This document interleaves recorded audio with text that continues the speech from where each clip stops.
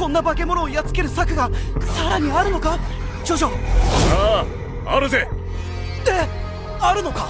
ああ、たった一つだけ残った策があるぜ。たった一つだけ。それは一体。とっておきのやつがな。あの足を見ろ。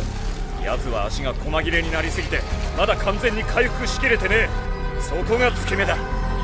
それでたった一つの策とは。こっちも足を使うんだ。足をどうやって。逃げるんだよー。サーキー。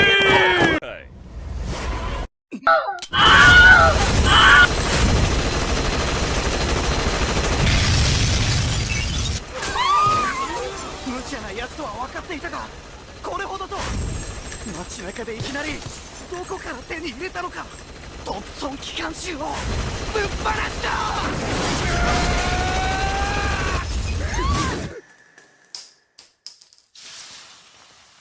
はい。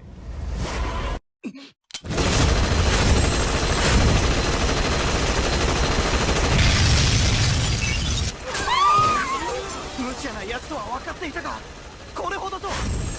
街中でいきなりどこから手に入れたのか。トンプソン機関銃をぶっ放した。